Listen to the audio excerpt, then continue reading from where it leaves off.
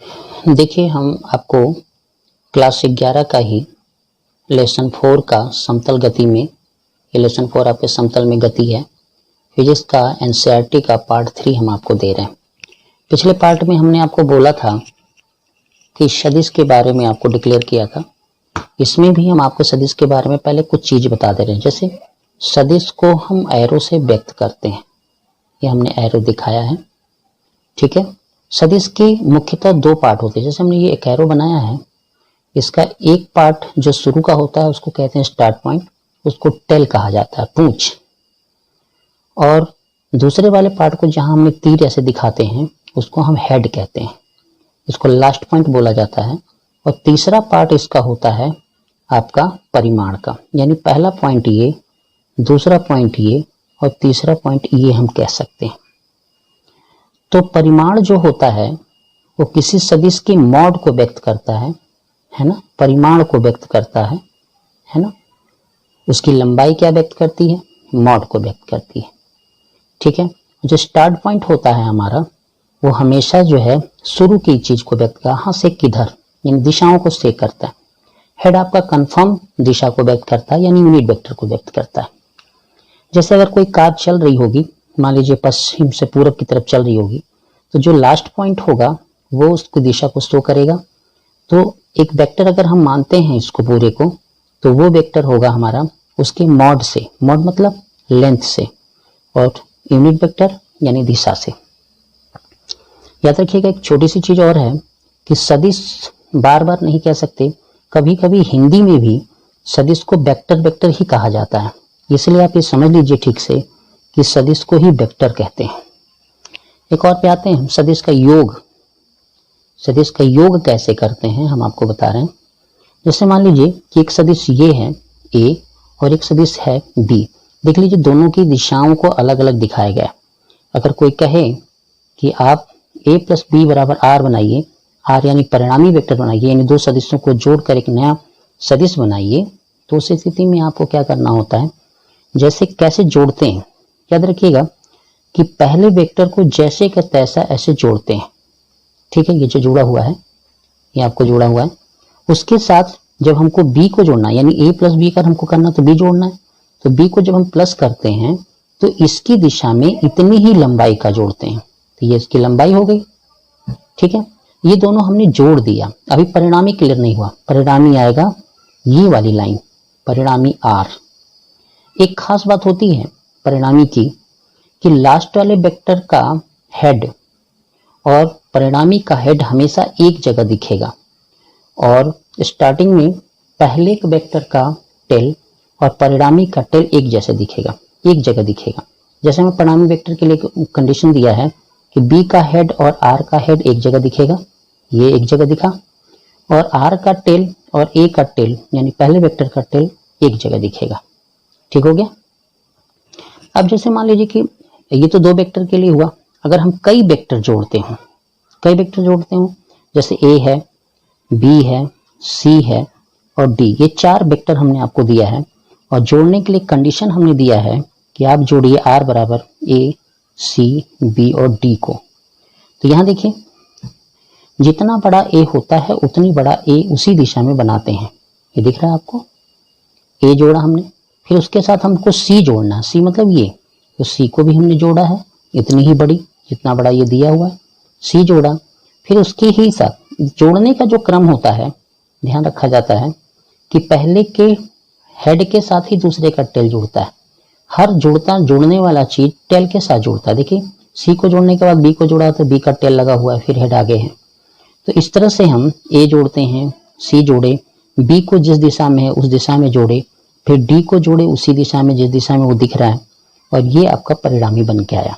यानी परिणामी में आखिरी वेक्टर का हेड और परिणामी का हेड एक साथ, और टेल की दिशा में पहले वेक्टर का टेल और परिणामी का टेल एक दिशा में दिखाई देगा।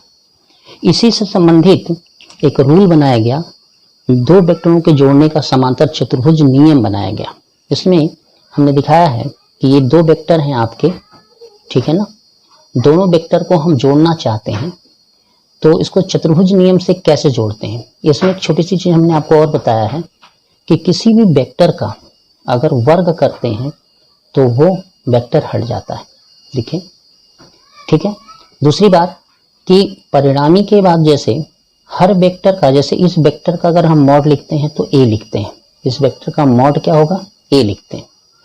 तो हम दिखा रहे हैं, देखिए कि माना एक ए वेक्टर है, देखिए ये वेक्टर है और एक बी वेक्टर है और थीटा कोण पर ये जोड़ा जा रहा है। देखिए थीटा कोण पे जोड़ा जा रहा है ना। तो अगर हम ये दोनों जो लाइन बनी है, ये जोड़ने की लाइन बनी है, हम इसके समांतर अगर ये लाइन खींच दें और इसके समांतर ये खींच दें तो ये भी बी होगा और ये ए होगा। अब इसके देखिए आगे बढ़ा करके हमने कैसे लंब बना दिया, तो बी का ये जो वेक्टर दिख रहा है वो बी के बराबर है, तो बी का हम क्या कर दिए, एक घटक बना दिए, इसका बी कॉस थीटा हो जाएगा, इसका बी साइन थीटा हो जाएगा।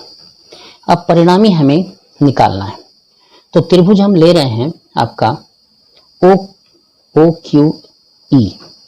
इस त्रिभुज में क्या है कि कर्ण का जो स्क्वायर होगा वो लंब और आधार के स्क्वायर के बराबर होगा।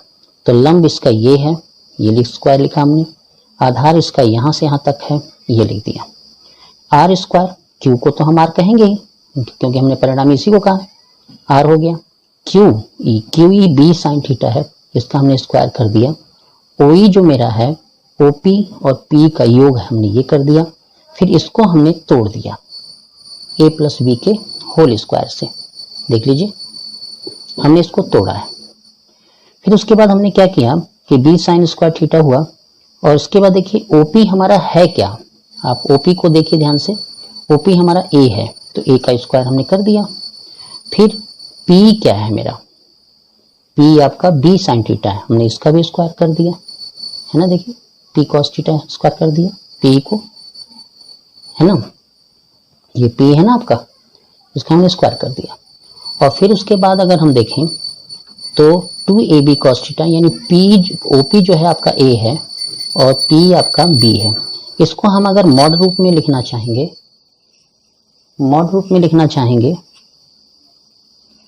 तो देखिए अगर हम इसको मॉड रूप में लिख दिए पूरे को हम, ठीक है, तो यहाँ देखिए आपको मिलेगा ये जो cos थीटा था b square cos square theta, हम इसको एक साथ रख दिए, यहाँ पे हमने एक साथ रखा है, ए आपका एक साथ है और ये 2 एक साथ है। क्लियर हो गया इतना। अब इसमें से देखिए बी स्क्वायर कॉमन ले लेंगे तो sine square cos square theta आपका आ जाएगा, है ना, प्लस ए स्क्वायर यही है 2ab cos थीटा हो गया। इसका देखिए ये जो होता है ये सर्वसमीका का है, sine square theta plus cos square theta बराबर 1 होता है, ठीक है। तो हमने इसको कर दिया, तो यहाँ पे हमने 1 कर दिया तो बी स्क्वायर इसका 1 हो गया, ए स्क्वायर बी स्क्वायर, इसको हम ठीक से लिख दिए तो A square B square 2ab cos theta, और चूंकि स्क्वायर में है तो हमने इसको रूट लगा दिया। तो ये हो गया परिणामी निकालने का। अब इसी में आपको एक चीज समझिए कि अधिकतम कब होता है, यानी परिणामी का मान, यानी दो वेक्टर हम जोड़ रहे हों तो उसका अधिकतम मान कब आएगा, अधिकतम परिमाण कब आएगा, वो आपके लिए देखिए cos थीटा का मान अगर 1 रख दें, cos थीटा का मान अगर 1 रखें, जैसे यहाँ पे cos थीटा था उसका मान हमने यहाँ पे क्या कर दिया 1 लिख दिया। 1 का मतलब cos थीटा का मान 1 यानी cos 90 0 अंश, cos क्या हो गया आपका 0 अंश हो गया। तब ये हमारा a प्लस बी का होल स्क्वायर आएगा, यानी आर मैक्स बराबर a प्लस बी। यानी दो वेक्टरों को परिणामी बड़ा चाहते हैं, अधिकतम चाहते हैं, तो उसके लिए आपको दोनों वेक्टर को 0 डिग्री पर जोड़ना होगा, ठीक है। मिनिमम के लिए देखिए cos थीटा का मान मिनिमम -1 होता है, तो हमने यहाँ पे देखिए cos थीटा की जगह पे जो ये सूत्र हमारा लिखा हुआ है यहाँ पे, यहाँ हमने cos थीटा का मान माइनस में लगाया है ना, cos थीटा माइनस यानी 180 अंश पे हम जोड़ेंगे तो ये माइनस करेंगे तो यहाँ माइनस आएगा, फिर उसके बाद ऐसे हो जाएगा। यानी दो वेक्टरों का अगर हम जोड़ करके मिनिमम मान प्राप्त करना चाहते हैं तो उसे हमेशा किस कोण पे जोड़ेंगे 180 पे जोड़ेंगे। अब एक चीज और हम आपको बता रहे हैं कि जो परिणामी है, ये जो परिणामी आपका जा रहा है यहाँ से, ये क्षैतिज के साथ अगर अल्फा कोण बनाता है तो उसकी कंडीशन कैसे पूरी होगी। देखिए आर का क्षैतिज ए के साथ बना कोण कितना होगा, या परिणामी वेक्टर की स्थिति क्या होगी, अगर सवाल में पूछता है तो हम ऐसा करते हैं।